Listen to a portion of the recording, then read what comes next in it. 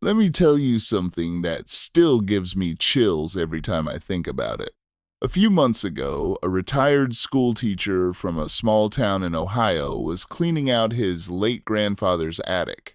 His grandfather had passed away decades ago, back in the 1970s, and the family had simply never gotten around to sorting through all the old boxes.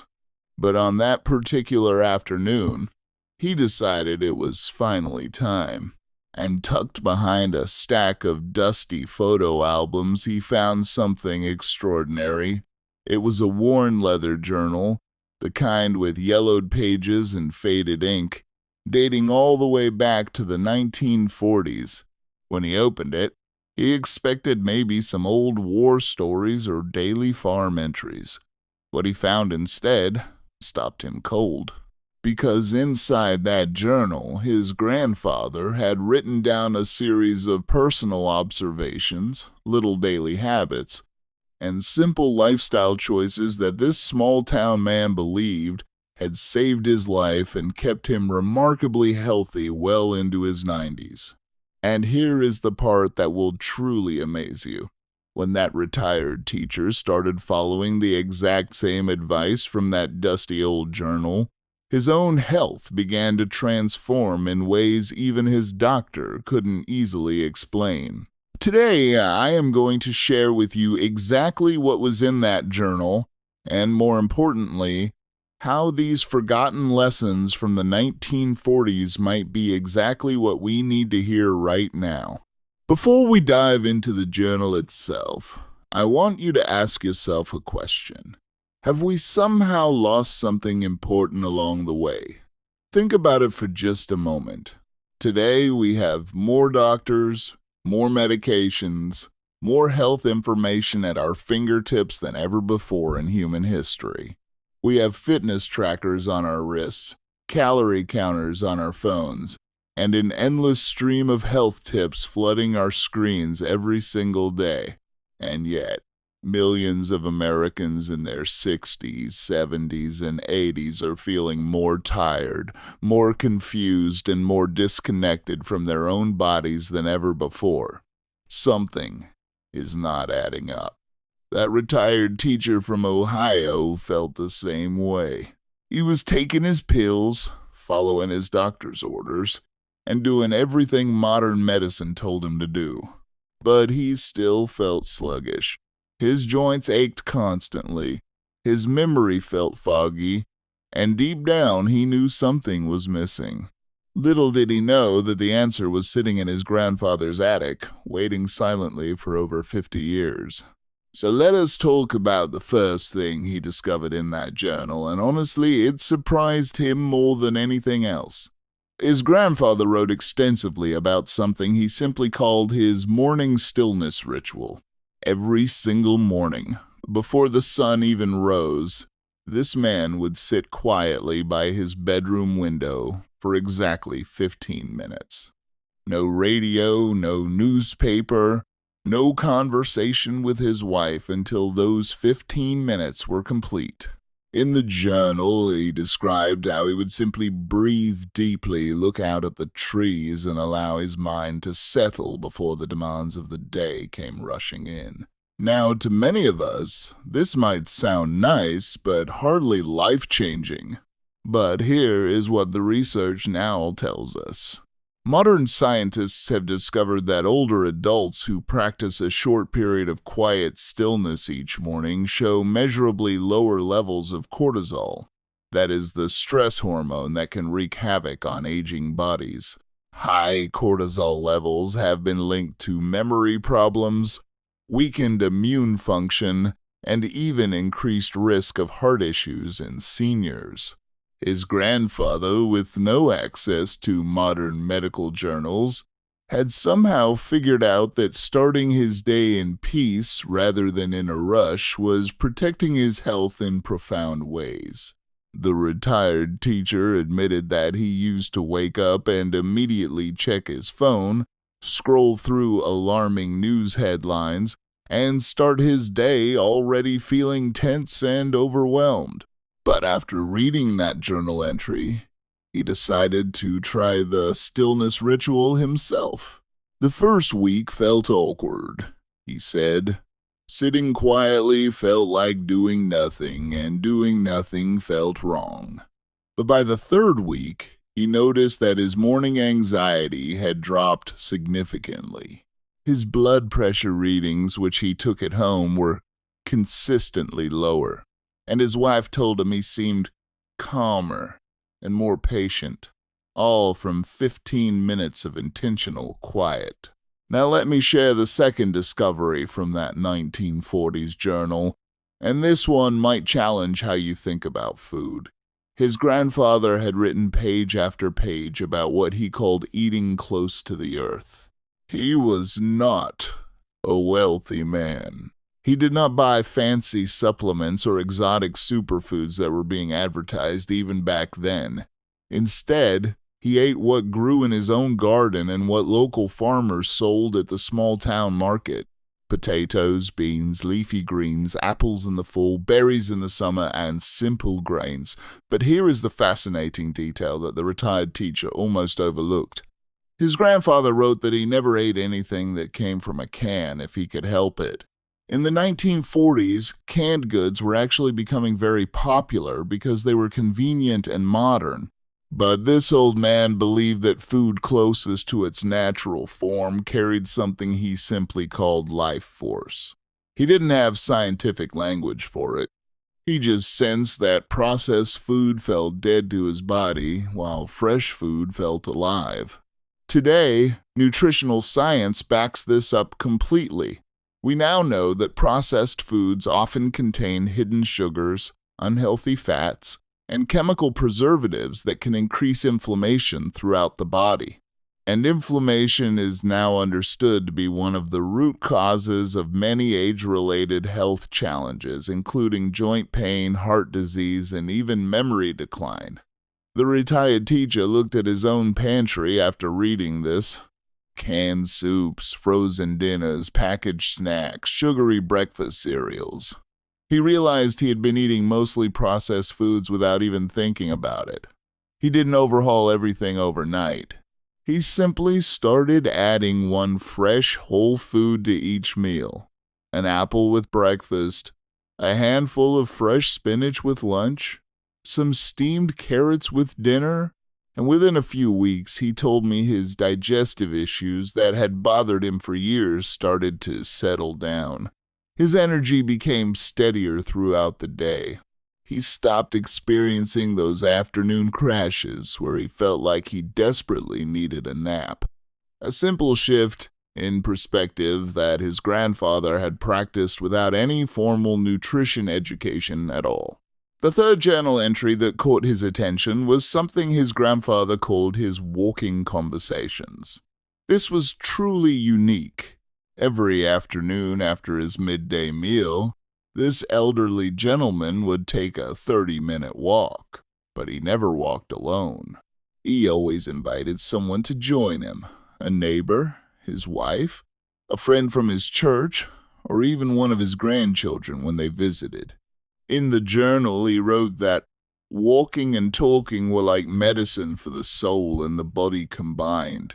He believed that movement kept his legs strong and his heart healthy, while conversation kept his mind sharp and his spirit connected to others. And once again, modern research validates this brilliant observation. Studies now show that regular walking is indeed one of the best exercises for seniors, protecting joint mobility, supporting heart health, and even reducing the risk of falls. But the added layer of social connection multiplies the benefits. Loneliness has been identified as a serious health risk for older adults, with some researchers comparing its effects on the body to smoking 15 cigarettes a day. By combining physical movement with genuine human connection, his grandfather was practicing what today's experts would call a super habit. The retired teacher realized that he had been walking for exercise, but always alone with headphones in his ears. He had been isolating himself without even knowing it. So he started inviting his neighbor, a widower about his same age, to join him for afternoon walks. At first, they just talked about the weather and their gardens, but over time, they became close friends. They shared their worries, their memories, their hopes for their grandchildren. The retired teacher said his mood lifted in ways he hadn't felt in years, and his neighbor later told him that those walks had pulled him out of a deep depression he had been hiding from everyone. Now, here is something from the journal that truly surprised him. His grandfather wrote a great deal about purpose and why having a reason to get up in the morning mattered more than any medicine. In the 1940s, this man did not retire at 65 and moved to a leisure community. He kept a large vegetable garden. He mentored younger men in his town. He helped care for his grandchildren. And he even did small carpentry repairs for elderly widows in his neighborhood. He wrote that a man without a purpose is like a boat without a rudder, drifting aimlessly until it eventually sinks. He believed that the body stayed strong when the soul had a mission. Modern researchers now call this having a sense of purpose, and studies have found that older adults with a strong sense of purpose actually live longer and maintain better cognitive function than those who feel aimless. The retired teacher thought about his own life. He had retired, understandably tired after decades in the classroom. He had been looking forward to relaxing, but relaxing had slowly turned into feeling useless. He had stopped feeling needed. After reading his grandfather's words, he volunteered at his local library to help adults learn to read. He told me that getting back into a role where someone depended on him brought back a spark he thought was gone forever. He started waking up excited again. He felt more alert, more engaged with life. Purpose, it turns out, is not just a nice idea. It is a genuine health strategy. Another section of the journal focused on something his grandfather called early to bed, early to rise, but with a twist. He did not just mean getting enough hours of sleep. He wrote about the importance of going to bed when it gets dark and rising when it gets light. He called it living by the sun's clock. He noticed that when he stayed up late under artificial light, he felt sluggish and mentally slow the next day. But when he aligned his sleep with natural darkness and daylight, he felt sharper and more energetic. Today, scientists who study circadian rhythms, that is our body's internal clock, have discovered exactly why this matters. Exposure to artificial light late at night disrupts melatonin production, which is the hormone that helps us sleep deeply. And poor sleep in older adults has been linked to memory issues, weakened immunity, and even increased risk of certain chronic conditions. The retired teacher had fallen into the habit of watching television until midnight and then sleeping in until 8 or 9 in the morning. His sleep felt shallow and restless. After reading the journal, he committed to dimming the lights in his house after sunset, avoiding screens in the last hour before bed, and going to sleep by 10 o'clock. Within 2 weeks, he was sleeping more deeply than he had in a decade. He woke up naturally around 6 in the morning, feeling genuinely refreshed. His daytime alertness improved so noticeably that his daughter asked him what he was doing differently. The journal also contained a powerful section about gratitude. His grandfather wrote down 3 things he was thankful for every single night before closing his eyes. They were not always big things. Often he wrote about a warm cup of tea, a kind word from a neighbor, or the way the morning light hit the maple tree in his front yard. He believed that focusing on what was good protected his mind from being consumed by worry and fear. Modern psychology now confirms that a regular gratitude practice can significantly reduce symptoms of depression and anxiety in older adults. It literally rewires the brain over time to notice positive things more easily. The retired teacher told me this was the hardest habit for him to adopt because he felt a bit silly at first. But he pushed through, and after about a month, he noticed that his constant background worry had quieted down. He felt more peaceful. He told me he didn't realize how much of his mental energy had been consumed by negative thoughts until he intentionally started redirecting his attention toward what was good. And finally, there was one more entry that the retired teacher almost missed because it was scribbled in the margin of the journal, almost like an afterthought. His grandfather had written, "I drink water all day long, never letting myself feel parched." He believed that water was the body's cleaning agent, flushing out everything that didn't belong. Today, we know that dehydration is a serious and often overlooked problem among older adults. As we age, our sense of thirst naturally diminishes, meaning we might not feel thirsty even when our bodies desperately need water. Dehydration in seniors can cause confusion, dizziness, urinary tract infections, and even falls. Something as simple as drinking water throughout the day can prevent these problems. The retired teacher realized he often went hours without any water, only realizing how dry his mouth was when he sat down to eat. He started keeping a glass of water next to his favorite chair and sipping it throughout the morning and afternoon.